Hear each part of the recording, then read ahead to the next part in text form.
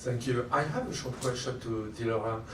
Are there some associations like Tashabbus but working on Kazakhstan, Kyrgyzstan or Tajikistan? And if yes, are you in touch with them? I mean, I'm perfectly aware that laws are very different from one republic to another, but at the same time, all these republics still face some common issues in terms of laws. And I was wondering if cooperating with other associations in other Central Asian republics wouldn't be a way to think more globally about the common issues that these republics are facing, and maybe to think more on how to push for reforms, as for example we do in the European Union. We very often compare, the different laws to try to improve them. So I was wondering if you had that in mind. Thank you. I am aware that they have similar projects in Tajikistan, which I heard was successful, and one existed in Kyrgyzstan. These are the pro bono legal services projects, but they're kind of similar to ours because they worked. They also worked online, and from the distance, it may not be online, but through the phone, through the SMS systems and other ways. But in other neighboring countries, they have more pro bono legal service programs than in Uzbekistan. I know in Uzbekistan, when I was a student, there were 3 legal clinics operating, but they were in a small scale, and the issues or the areas covered were very small. And they never did a representation in the court. They were just providing information or helping in drafting legal documents. And I'm not sure how many operating in Uzbekistan right now, but even there are some. They are very small in scale, and not many people are aware about existence of such services. But I heard that in Tajikistan it is operating in a big scale through using engaging phone companies like some Tajik version of like MTS or Beeline, big companies in those countries where people can text their questions, legal questions, or seek legal assistance about existence of such services.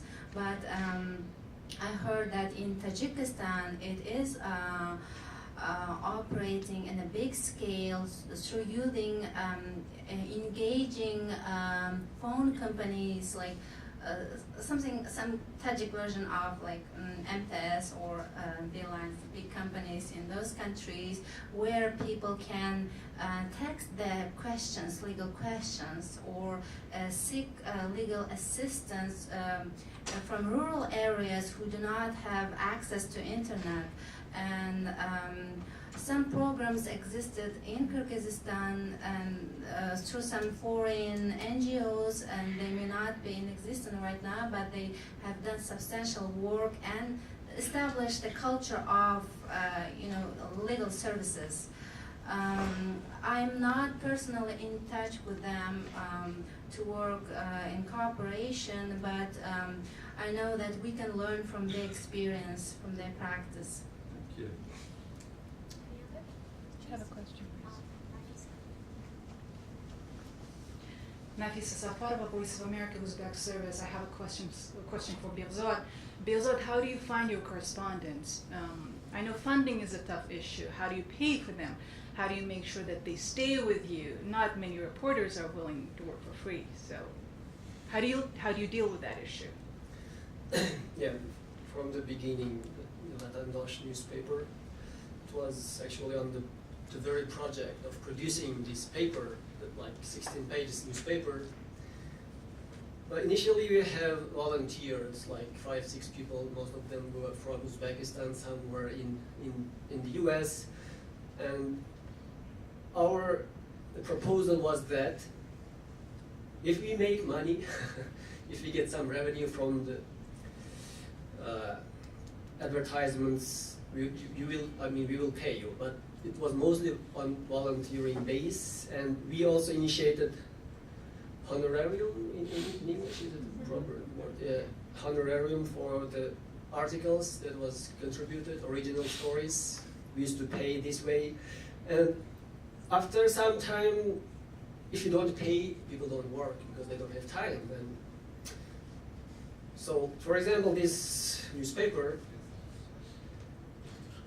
right now we have one reporter from Uzbekistan. He mainly writes for website, and it's cheap, like compared to here. If you hire someone in the US, you should pay a lot, but in Uzbekistan, you can afford in less amount. This is how we are working. Like, I'm an editor. I used to be a proofreader. I even designed the whole thing in Adobe. I did myself because we didn't have anyone else. I had basic skills, but on the way I learned how to do this newspaper, how to design it, everything. Unfortunately, this is how we worked almost throughout all years. We have like Dilshod from the Federation, who is very active, and he almost every month he contributes stories. He doesn't ask any money, but just yeah. I think you should. Obviously, to be able to do what you have been doing, you need volunteers, right? I mean, Yes. everything is basically done by volunteers. We now live in a very charitable society. In America, people give money for social projects, for various assistance programs. Are Uzbeks learning to give? I know we think we're very charitable people back at home. We help each other, but we don't necessarily give for, anything for development purposes. So, are we learning to give here in America? Good question again. I can give my PayPal account actually, if someone wants to help us. We have a lot of rich Uzbeks here. Yeah, and we had that problem in the beginning when we didn't know how to build like membership the program, and it was very. Some people says okay, $25 per month. Some people says okay, it's too much, then $10 per month, and we tried to give like a free copy of Vatandosh and some stuffs to as a member, like monthly or weekly, to send them. But actually, yeah, some people step by step they changing in New York area, but I don't know in Chicago and California. But if you need money, if you need to support your project, first of all you have to give, you have to show, you have to give information, and you have to show what are you doing. But it's not easy because we have that problem. So now I hope hopefully people will change their I don't know their style, maybe you can say, and they will help. But if we check like 5 years ago, like now the current situation is a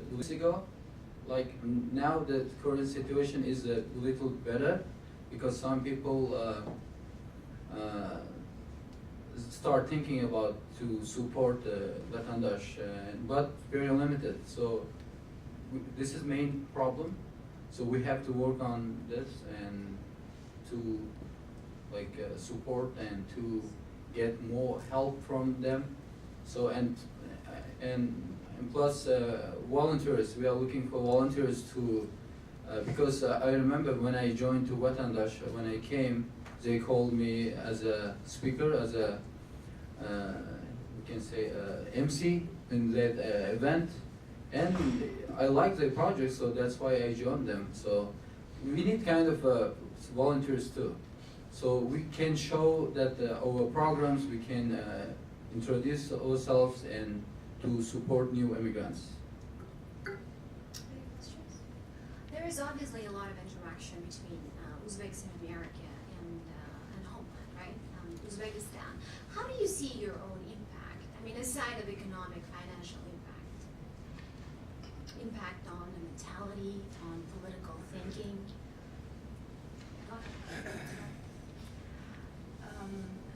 I think we are the classical example for having some impact from distance, because we work online, and since we provide information and advice, and in the most important cases in the legal issues, and some nature of some cases are different than those inside the country, where they can take the case to the court or openly say about things. But we are kind of pushing, trying to educate people that they have a right, their basic rights all are all exist in the laws and constitution of Uzbekistan. So laws and legal system of Uzbekistan for their defense, they can use it anytime, but the one thing they should be aware of them, and they should know how to use them, because it's not easy. One thing is to knowing them, other thing is how to use them, or how to predict what outcomes may be for them, may affect them in the future because of those laws. And since we are doing this kind of trying to push them to take action, for example, giving information in maybe one step, but teaching them how to draft a complaint form, or how to write a complaint to the court, what to say when he or she goes to the court, what should she be aware of or expect from the officials is another thing. And when we have provided all these, so we're trying to take action. And once they do take action regarding the violation of their basic rights, fundamental rights, I think we have reached maybe some part of a goal to educate them, to think differently, to look into things with a different eye, with a different mind.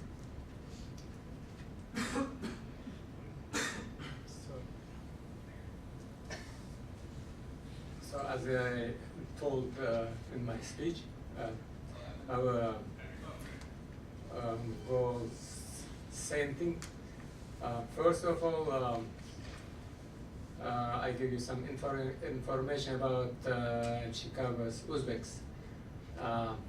In Chicago, about 1,000 Uzbeks, and most of them have bachelor's degrees. So nowadays they taking nice jobs like computer engineering, and they buying houses, and they sending money to Uzbekistan. And second, our goal is educate Uzbek children. When they grow up and they go back in Uzbekistan, and it will be beneficial for Uzbekistan. That's all. Thank you. Okay, so we have some challenges in the New York area. I think in future maybe we will move from New York to Chicago or California. Why? Because we're people now, Uzbek people living in the Brooklyn area, we have all majority Russian speakers. This thing, like we can say, this thing is affecting like to learn English, because some people they think, you know what, I don't need English because I know Russian. That's why I can make money. And even they are not thinking about future education and to build businesses or open businesses. Because of that reason, maybe we will move to Chicago, because in Chicago I know without English is not easy. So, or maybe, I don't know, so New York, they have more than 8 million population and mostly immigrants. So this is, I think we need to think about this thing, so or we need to work like strongly to teach them English. And about the law things, legal help. So actually, if we check in New York area, we have some Uzbek speakers, Uzbek lawyers, but we don't have any Uzbek law office. Can you believe? We don't have. They work in Manhattan, very good firms, law firms, for someone. But that's why I decided to come to GW Law School to open my law firm in future, who can speak in Uzbek, Russian, and a little bit in English. So that's why I think we need more volunteers like Dilorom, like Behzod, because they are doing like very good jobs. If you check Tashabbus, sometimes they have a bunch of information in Uzbekistan legal system. I can give an example. One woman, young family, they called, very young, they 20 something. They said, we want a divorce. And they went to Russian speaker lawyer. He asked $5,000 for divorce in Amerika. If you check Uzbek law, family law, you can divorce in Uzbekistan if you don't have any children. If you're a young family, you can divorce. You can file divorce in ZAGS. It's like marriage registration office. You can do by law. You don't need to go court. If you don't have any children, if you are a young family, if you want, but both sides show the agreement. Yeah. You don't need $5,000, but I mean you can certify that certificate of notarial, like apostle, I think it calls, by Uzbek law, and you can use here. So kind of things they don't know. So you have to wait. You have to pay. Like marriage counseling is not easy. Yeah, it's not free. If you go, you have to pay for marriage counseling, and kind of things. So we need more volunteers. Like Dilorom, like Behzod, like and of course Uzbek, law schools. And if you have children, please, send them to law school. yes, you send them. Yes, yeah, because we need for Uzbeks, we need help, we need legal help, we need supporters. We can solve these problems together. So one interesting development in New York has been this specific focus on religion, on Islam, on so-called Uzbek Muslims. Why do Uzbeks in New York need their own mosque? Why do they need their own imam? Why do they need their own Muslim center? Now we have that there is an Imamova Foundation that's just been founded. Why? It's because not only in Uzbekistan, we have in like even Islamic world, we can say in Arabic, we have Sunnis and Shias, which is a big group, and we have a little difference. I mean about religion, it's not easy to talk because if you don't have you don't have enough knowledge. But I can tell my opinion why we need Uzbek mosques because. First, if you go to New York, like we have we can say two big groups. Like we say Pakistani, Islamic group, and Turkish. I'm talking about Brighton Beach area, like Brooklyn, where Uzbeks live, and of course Arabs. So sometimes they have little differences. Like you can see, like day of that, for example, about Eid time. They have little differences, and the main thing I think, language.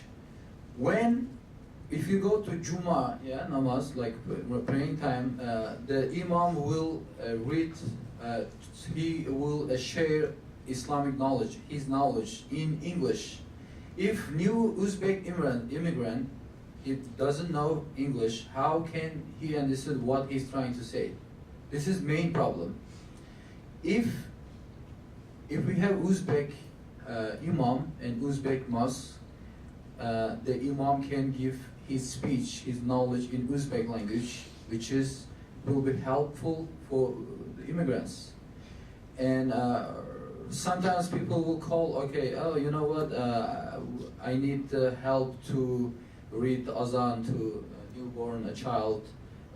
Could you have any, and if you don't have someone, okay, you need to find, like, usually people they call, like, or like during wedding, like marriage, you have to read nikah. And it will be good if we open Uzbek mosque. It will be good because then the imam will know, I mean, our first of all language, second of all our cultural plus traditional things. So, and it will be helpful for Uzbek immigrants. That's why I think very important to open our Uzbek mosque to get enough information for followers. Dilshod, you said it was joke, of course. You said you have to move all the Uzbek people to the Chicago or California. There is no Uzbek speakers there, right? To learn the more English language. That was okay. I was agree with that. Now I'm a little bit confused about the mosque. You're saying you have to, or it needs to be open mosque with the Uzbek mullah or whoever who's gonna read or teach or tell something in Uzbek language which is can be understandable to Uzbek population which doesn't speak English. Isn't it better start in English speaking masjid to learn step by step? For example, all of us have a kids, they're going to the school, English school, they don't have Uzbek teacher or Russian teachers in the school. That's how they learn quick English language, so we are. So I think, it's my personal opinion. So I was confused in your two opposite things. Okay. Yeah, this is a very good point. Why I'm telling that? We have 3 arrested men, Uzbek, two is from Uzbekistan and one is from Kazakhstan. And if you check with their background, yeah, one guy who's from Jizah region, he didn't speak in English, he didn't know language. Because he went to Turkish mosque, we checked his background, we spoke with his co-worker and plus the owner of the business, Gyro something business. He didn't know language. He went to Turkish mosque. He's a perfect follower, Islam follower. So he wants to learn information. He wants to have some knowledge about Islam, very strong. But his problem was language. He didn't know, and he just knew few.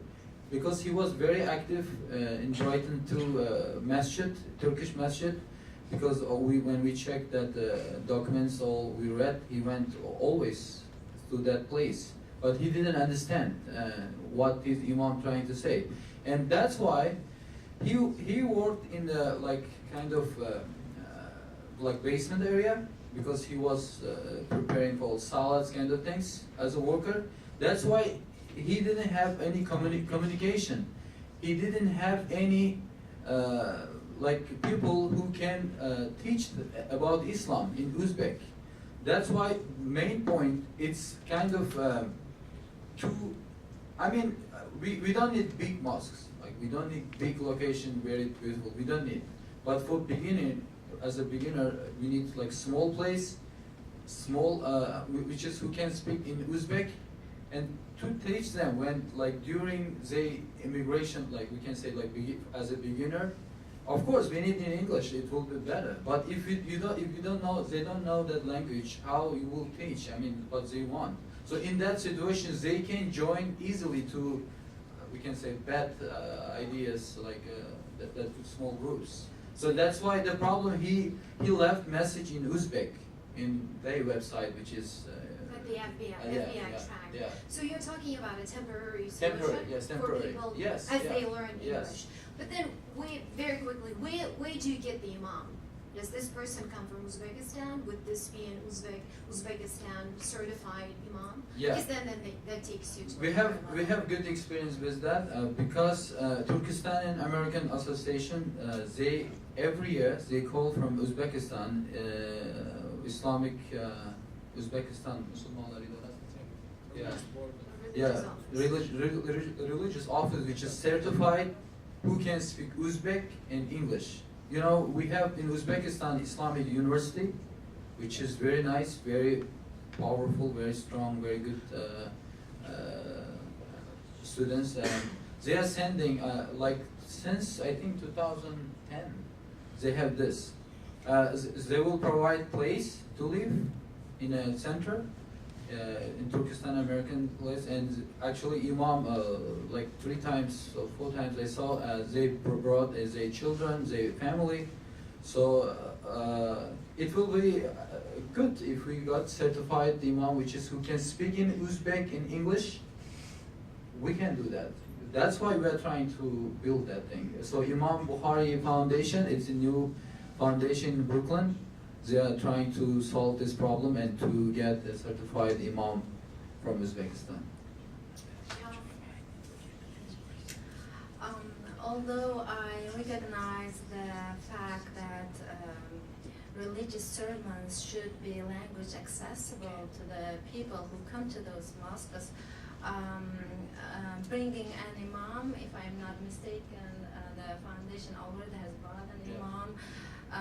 I think it's not the wisest decision to make, because an imam in Uzbekistan taught and certified in Uzbekistan who speaks Uzbek language may not be able to comprehend, understand, and deal with issues people face in this U.S. community, in the U.S. soul, because these are whole different bunch of problems, much more heavier in weight, in scale, and importance.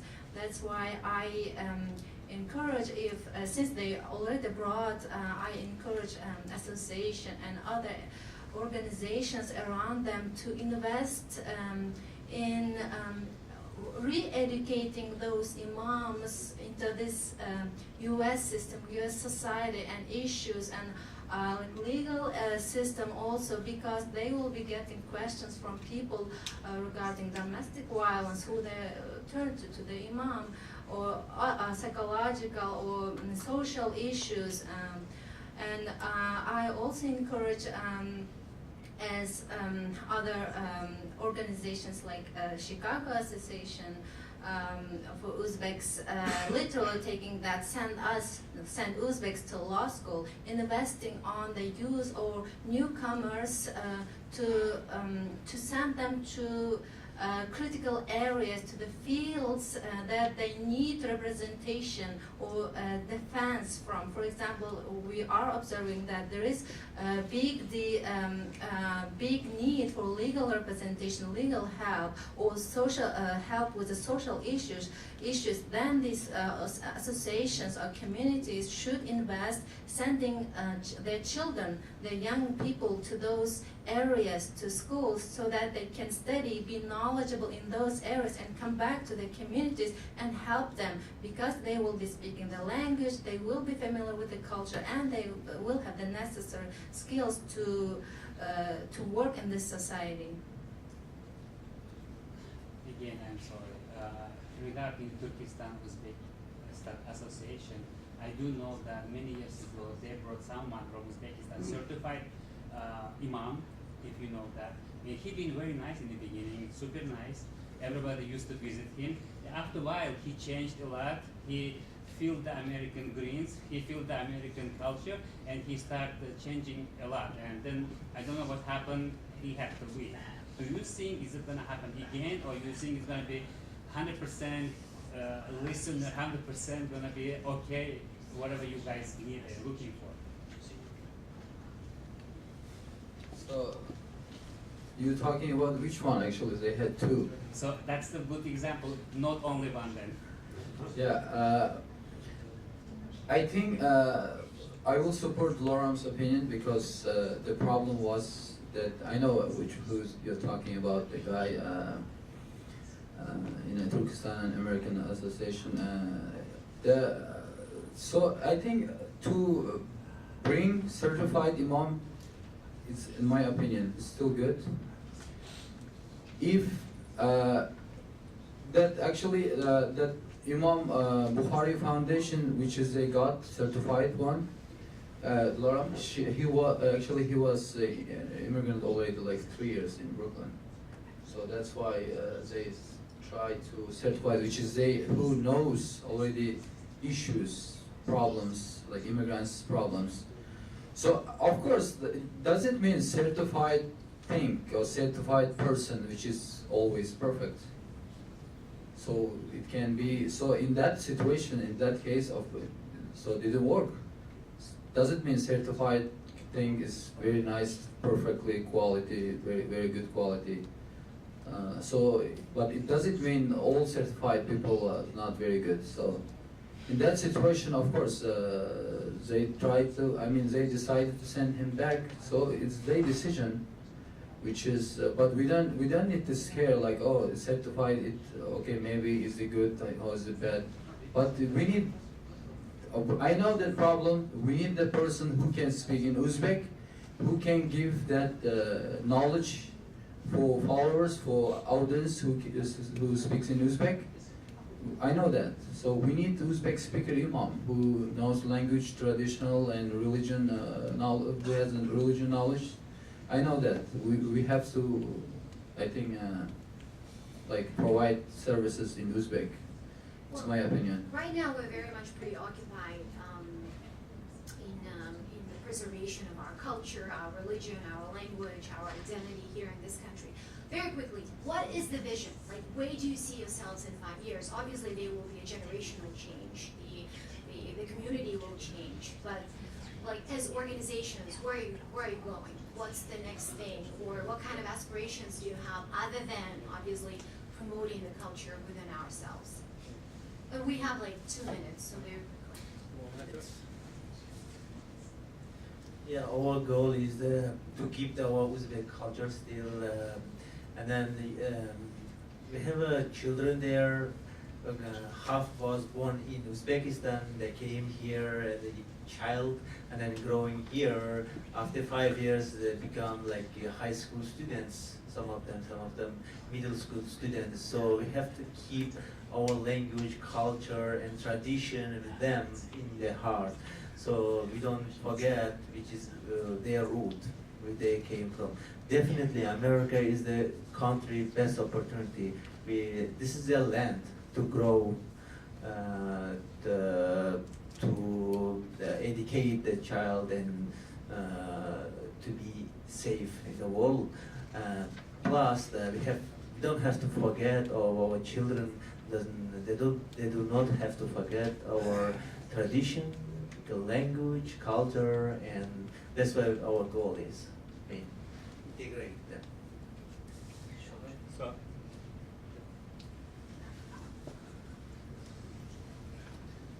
in my opinion, so we should educate our kids to use American science, logic, and values, and harmony with Islamic morals.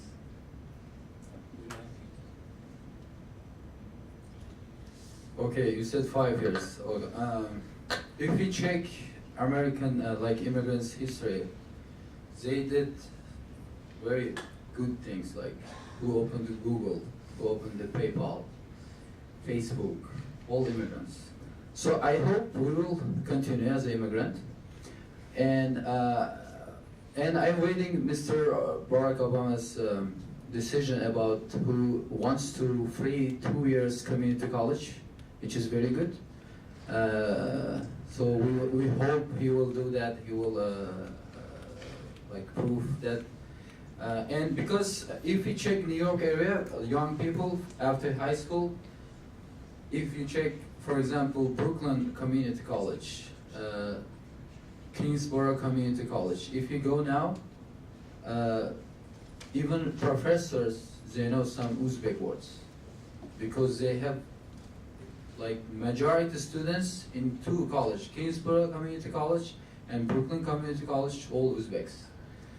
I hope in 5 years they will graduate, they will start build new businesses, they will work for government, for like community, for society, and we will hear good news about them. Not so it doesn't mean like if we heard about ISIS thing like Uzbeks, like 3 Uzbeks, it's nothing. It doesn't mean all Uzbeks are bad. Because if you check Uzbekistan, I think the gentleman knows Uzbekistan history.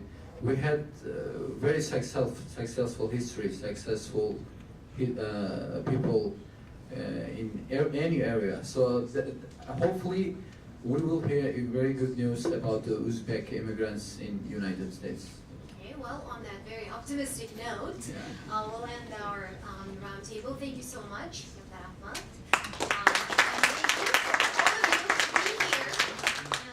I'm sure the conversation will continue in other places. By the way, I have some newspapers that I can give away if anyone wants.